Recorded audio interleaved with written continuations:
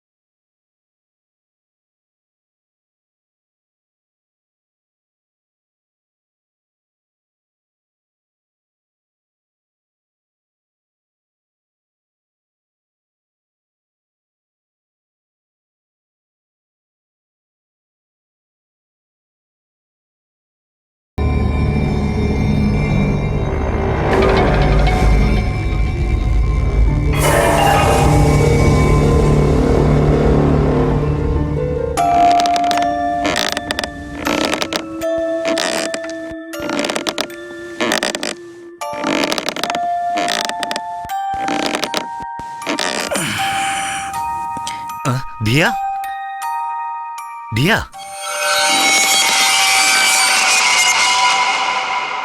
ദിയ, ദിയ, ദിയ, ദിയ, ദിയ,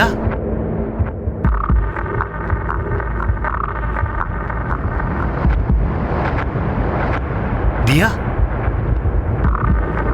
ദിയ.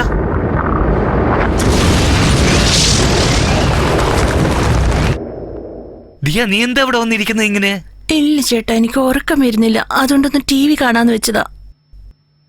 ഉറക്കം വന്നില്ലെങ്കിൽ എന്നെ വിളിച്ചൂടായിരുന്നു. അതിനെന്തിനാ ഇങ്ങനെ ഇവിടെ വന്ന് ഒറ്റയ്ക്കിരിക്കുന്നത്? വാ, നമുക്ക് റൂമിലേക്ക് പോവാം.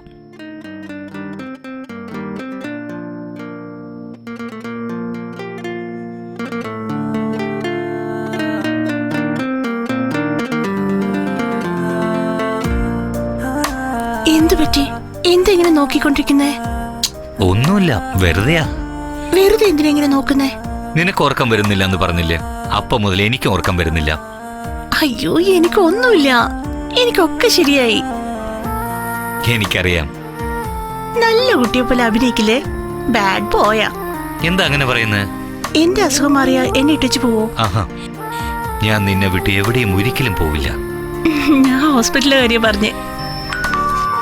ശരി, ആരാണെന്ന് നോക്കിയിട്ട് ഞാൻ നിനക്ക് കോഫി ഇട്ടുകൊണ്ട് വരാം. അതുവരെ നീ റെസ്റ്റ് എടുക്ക. Okay, good girl.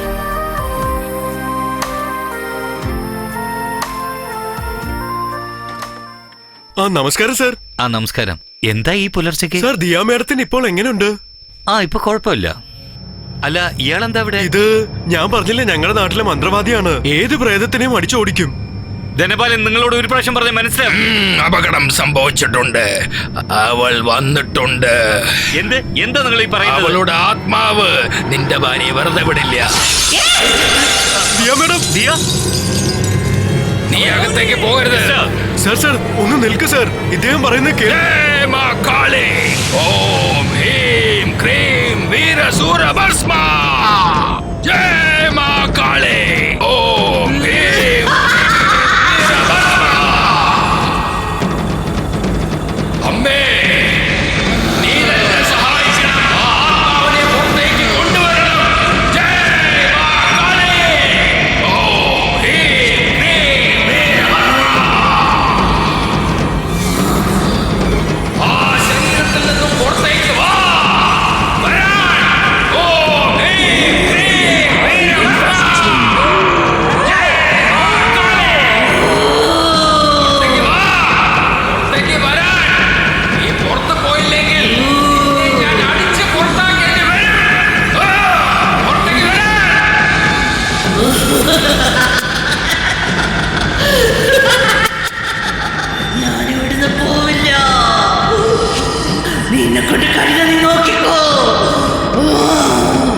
നിന്നെ കൊണ്ട് എന്നെ ഒന്നും ചെയ്യാൻ പറ്റില്ല.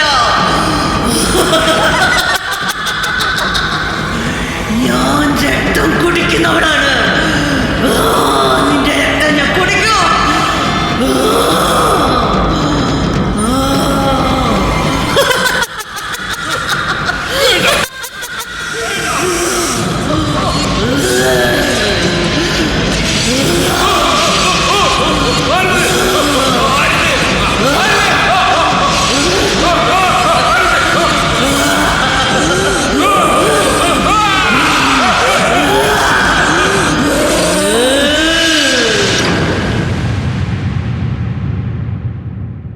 സ്വാമി, മേഡത്തിന് ശരിയാകുമോ ആകത്തില്ലയോ? അവളുടെ അടുത്തുള്ളത് സാധാരണ തീയശക്തിയല്ല, മന്ത്രങ്ങളെ കൊണ്ടൊന്നും ചെയ്യാൻ പറ്റാത്ത തീയശക്തിയാണ്. ആ തീയശക്തികളെ നമുക്ക് അത്രയും പെട്ടെന്ന് പുറത്തേക്ക് കൊണ്ടുവരാൻ സാധിക്കില്ല. അത് ഭയങ്കര ദേഷ്യത്തിലാണ്. എന്റെ ശക്തിയെ കൊണ്ട് അതിനെ പുറത്തേക്ക് കൊണ്ടുവരാൻ സാധിക്കുമെന്ന് എനിക്ക് തോന്നുന്നില്ല. എന്റെ നല്ല സമയം ഞാൻ ജീവനോടെ പുറത്തേക്ക് വന്നു, അല്ലെങ്കിൽ അതെന്നെയും ജീവനോടെ വിട്ടുവെക്കില്ല. അങ്ങനെയാണെങ്കിൽ ഞങ്ങളുടെ മേഡത്തിന് ആരെ രക്ഷിക്കുക? അതെന്നെ കൊണ്ട് പറയാൻ സാധിക്കില്ല കമ്പൗണ്ടർ സർ. എന്നെ കൊണ്ട് ആ തീയശക്തി കൊണ്ടുവരാൻ പറ്റില്ല. ഒരു കാര്യം ഞാൻ ചെയ്യാം, ഈ ഏലസ് ഞാൻ നിങ്ങൾക്ക് തരാം. ഒരു മണ്ഡലം വ്രതമിരുന്ന അത് ചെയ്തത് നിങ്ങളുടെ ജീവനെ ഇത് രക്ഷിക്കും. ഇതാ, ഇത് കയ്യിലിരിക്കട്ടെ. ഭഗവാനെ നല്ലപോലെ വിശ്വസിക്ക. ജയ് മാ കാളി.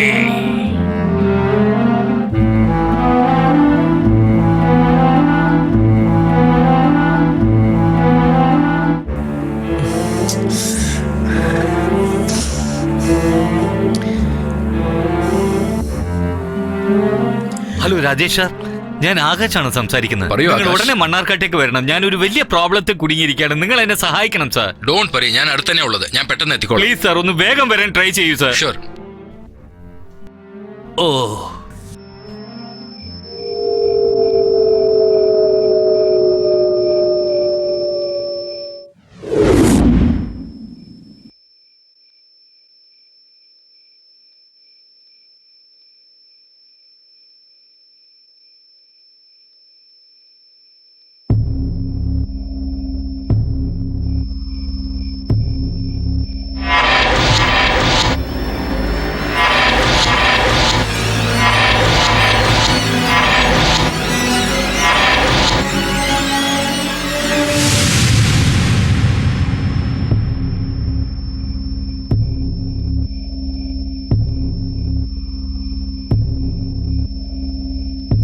വരൂ ആകാശ്, നമുക്ക് പുറത്തുനിന്ന് സംസാരിക്കാം.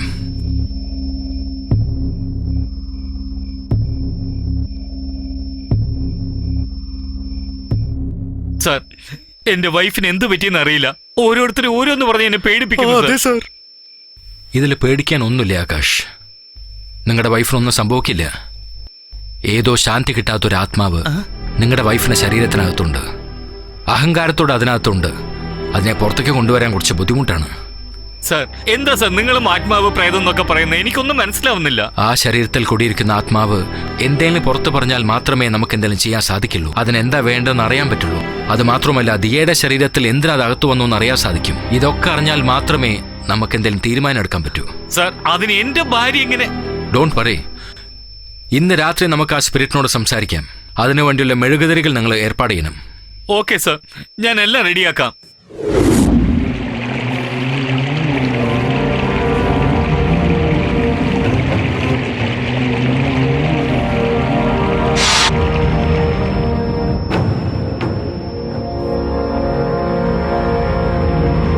ദിയ, എന്ത് ചേട്ടാ? അവിടെ രാജേഷ് സാർ വന്നിട്ടുണ്ട്.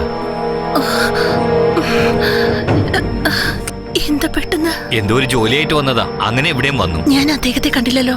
അദ്ദേഹം തെറ്റിദ്ധരിക്കോ? ചേ, അങ്ങനെ ഒന്നുമില്ല. നീ നന്നായി ഉറങ്ങായിരുന്നു, അതുകൊണ്ടാണ് ഞാൻ നിന്നെ ഡിസ്റ്റർബ് ചെയ്യാതിരുന്നത്. ശരി, വാ, ഇപ്പൊ നമുക്ക് പോയി കാണാം. മെല്ലെ. ആ, സൂക്ഷിച്ചേ.